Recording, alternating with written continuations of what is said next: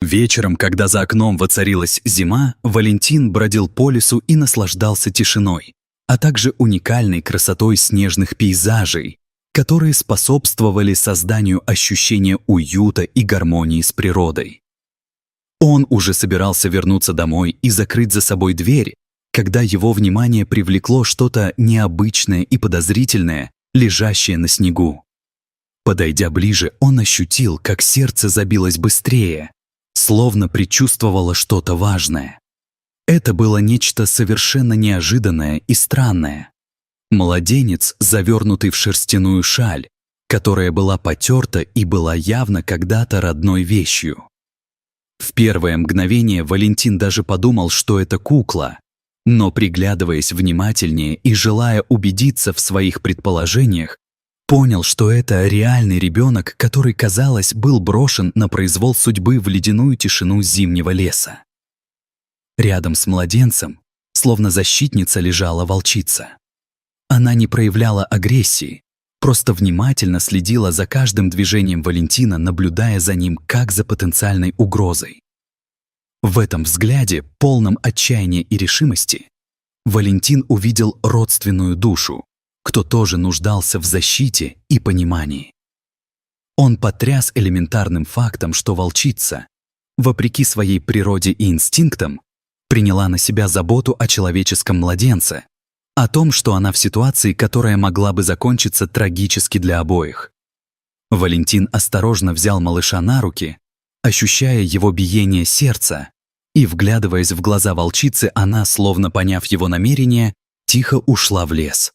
В это мгновение Валентин осознал, что теперь он несет ответственность не только за себя, но и за этого невинного малыша, который стал частью его жизни и судьбы. С неумолимым чувством тревоги и еще большим сердечным волнительным беспокойством Валентин отвез замерзшего младенца в клинику. Сердце стучало в унисон с его тревогами, когда он рассказывал врачам о том, как он нашел ребенка в лесу, о том, каким образом его судьба могла оказаться вплетенной в его собственную. Он упомянул о волчице, которая оставила малыша, и неожиданно обнаружил, что окружающие смотрели на него с недоверием, подчеркивая его безрассудство или даже безумие, как могли себе это представить. Власти деревни, привыкшие к безразличию к подобным случаям, также воспринимали его слова с явным сомнением, что только увеличивало напряжение в его душе и порождало вопросы о том, правильно ли он поступает. Впрочем, несмотря на всю строгость окружающих, Валентин продолжал размышлять о волчице и ее чуткой натуре, противопоставляя ее человеческому равнодушию и безостановочной заботе о своих интересах.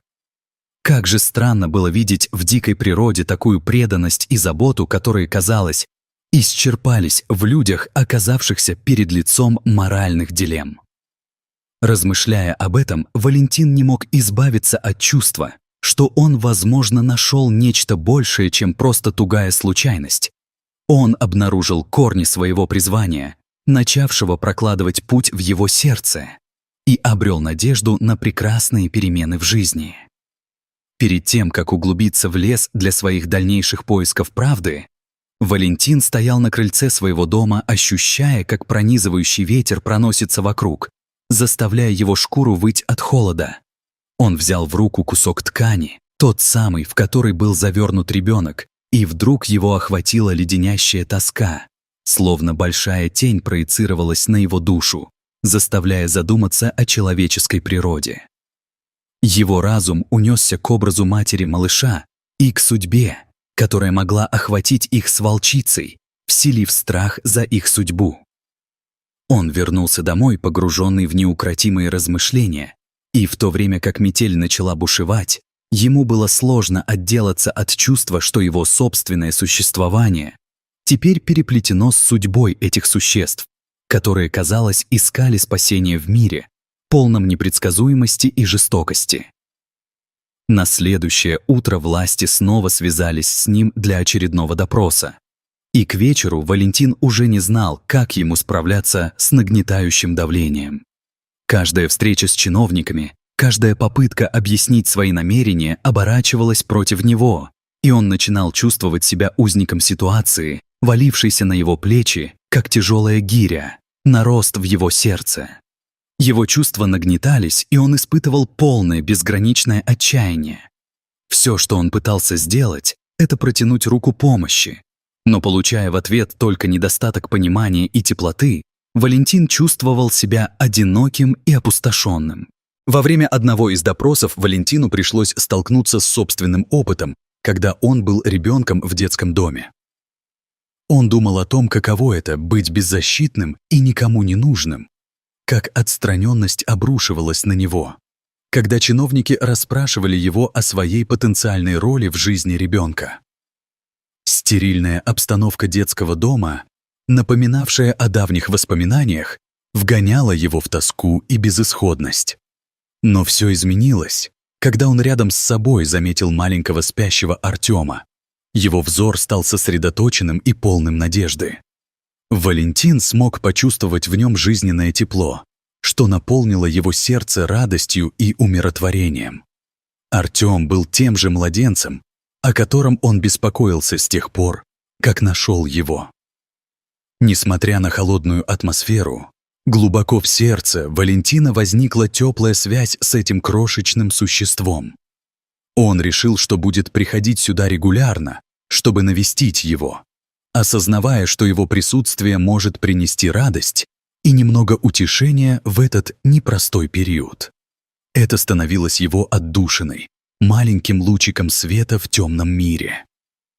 В то время Валентин заметил, что ему не хватает гораздо большего, чем просто связь с ребенком. Ему нужна была мечта о полноценной семье, и он начал искать утешение в беседах с волком, которого иногда видел в близлежащем лесу. Возможно, это также был тот самый волк, который когда-то охранял малыша, и это породило в нем дополнительные ощущения родства с этими дивными существами.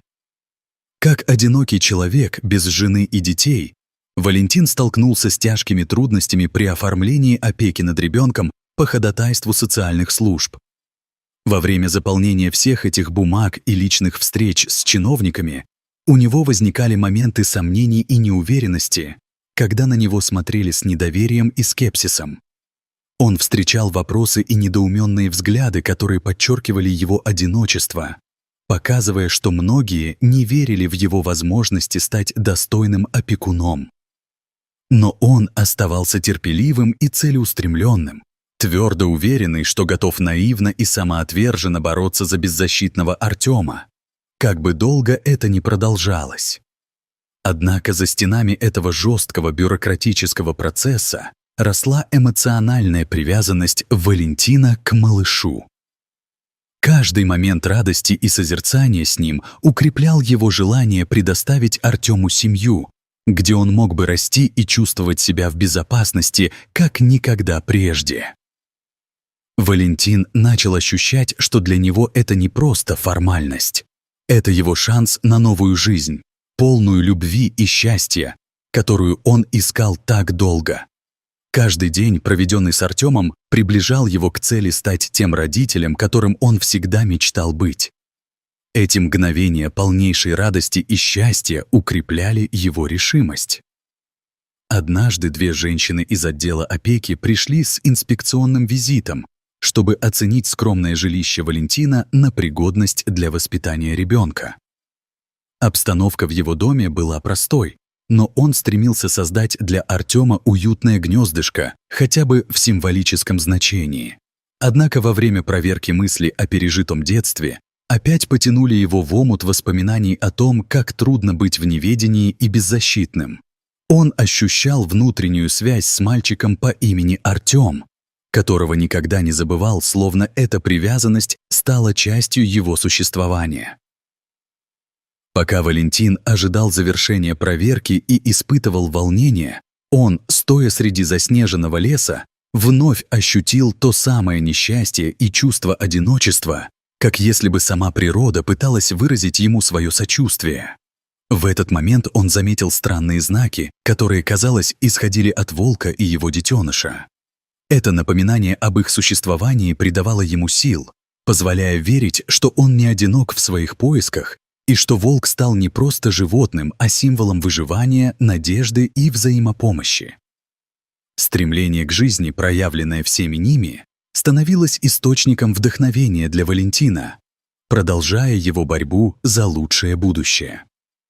Во время одной из своих прогулок по лесу Валентин наткнулся на раненую волчицу, явно требующую помощи.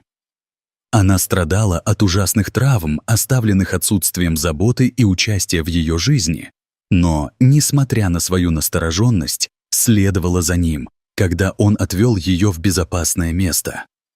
Сбивая ледяные сугробы и обвиваясь в зимние просторы, они добрались до ветеринарной клиники, где Валентин с помощью врача осмотрел ее раны.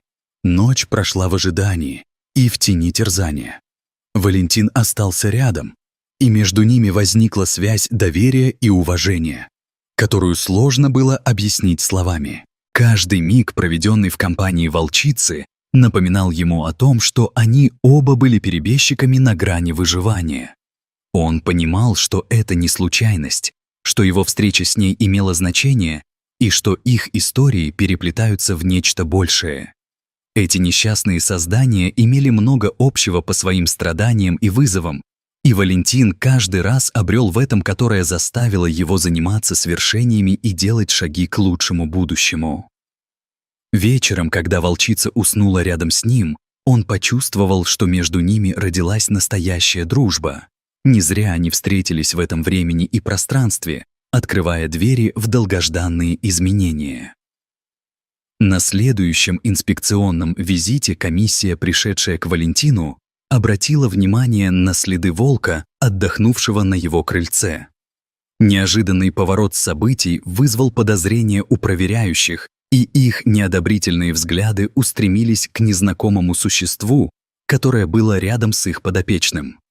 Валентин, честно утверждая, что волк временно ранен и не опасен, столкнулся с массой вопросов о его поведении и безопасности ребенка. Его слова не находили понимания.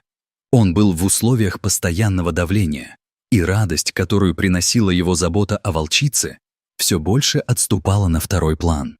Когда комиссия, наконец, ушла и тишина вновь окутала дом, Валентин почувствовал, как необходимость успокоить волка вновь вернулась, как необходимость быть рядом с существом, которое страдало так, как и он сам. Он стал другом и защитником для волчицы, и ее спокойствие стало знаком того, что их взаимная поддержка имеет большое значение. Однако на следующую ночь она таинственным образом исчезла, оставив после себя лишь каплю крови. Это таинственное исчезновение впечатало Валентина и заставило задуматься о целебной силе животных, о том, насколько крепкой можно быть в отношениях с ними. Он понятия не имел, что это исчезновение станет началом нового этапа их жизни. Валентин, наконец, успешно оформил документы на временное опекунство и привез Артема домой, который из хрупкого младенца превратился в проницательного и спокойного ребенка, готового к новой жизни.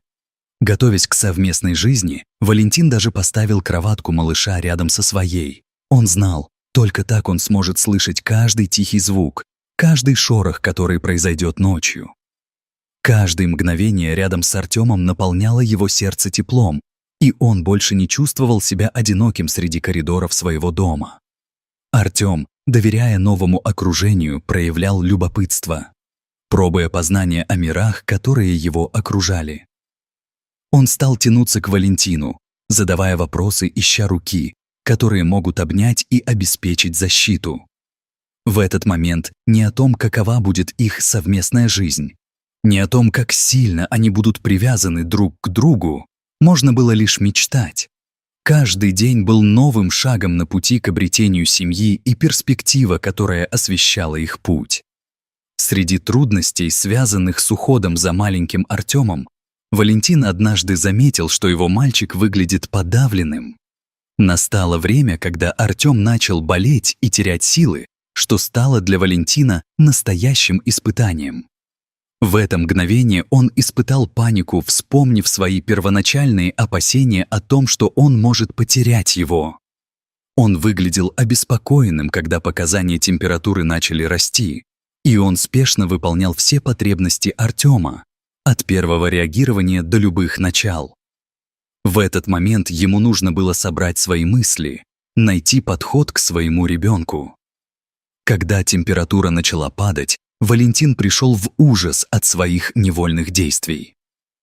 Однако за границей паники, пробивающей его сердце, с каждым новым мгновением наступало умиротворение, как будто его подстегивала природа, отбросившая все переживания. Обмениваясь нежностью и любовью с мальчиком, он нашел время, чтобы посидеть рядом, а ритуалы обихода становились частью их совместной истории. Наконец, когда Артем уснул у него на руках, с ним обрела спокойствие и внутренний мир, который так необходим им обоим. Однажды, когда Валентин и Артем снова вышли на улицу, их внимание привлекло присутствие волка, который молча наблюдал за ними с довольно ума и неожиданной мудростью. Это стало не просто знаком. Это стало напоминанием о том, что между ними все еще существуют связи, которые сложно игнорировать. В тот день они не смогли не заметить, как волк, стремясь к своему месту, далеко ушел в лес, оставляя их с реакцией, пересекающей преграды обстоятельств. Позже Валентин получил необычное и волнительное письмо, в котором раскрывалась личность биологической матери Артема, что с каждым новым словом нарастало его волнение. Встреча с ней была трогательной и полна сожалений по поводу того, что она оставила своего сына. И Валентин считал себя в центре урагана. Его эмоции были смешаны, и это напомнило ему о чувствах и разрывах, которые могли возникнуть в его собственном прошлом, когда он искал семью и понимание. Тогда вновь его посетил волк, символизируя связь с прошлым и предлагая момент глубокого понимания и единства. Они оба поняли, что их судьбы переплетены, и их любовь и связь стали прочной основой для будущего. В этот момент Валентин почувствовал глубокую благодарность. К несчастью, совершенно неожиданно у Артема поднялась температура. Он начал слабеть и бредит, что заставило Валентина впасть в состояние тревоги и безысходности. Для него это стало настоящим испытанием. Боль ребенка обрушивалась на его душу, и он искал способ повлиять на ситуацию, чтобы смягчить ее последствия и облегчить страдания. Несмотря на сильные осадки и суровые погодные условия, которые препятствовали оказанию медицинской помощи, он находил в себе мужество и решимость. Однажды, обнаружив мертвого фазана на улице, он принял важное решение, которое могло спасти своего сына. Приготовив питательный бульон, Валентин начал кормить Артема, надеясь, что это поможет облегчить его состояние. Ночные часы пролетали в напряжении и беспокойстве. Артем не переставал бредить, но постепенно состояние мальчика начало стабилизироваться, как кольцо надежды вокруг сердца Валентина. Наконец, на следующее утро врач с командой прибыла на порог, и Валентин почувствовал, как надежда снова начинает пробуждаться в его сердце. Этот неожиданный момент, когда природа помогла им, стал для него очень значимым. Необычайная связь между ними и глубина понимания вновь соединяли их в одну целую семью, готовую преодолевать любые трудности и сохранять любовь. Таким образом, история о Валентине и Артеме — это не просто повествование о нахождении ребенка. Это история о том, как преодолеваются трудности через любовь, терпение и взаимопонимание, как, несмотря на все беды и злоключения, каждый может найти свое предназначение и счастье в миропорядке, полном испытаний и светлых моментов. Каждый шаг, который они делают вместе, открывает новые горизонты для счастья и радости, учит той любви, о которой мечтает каждый человек.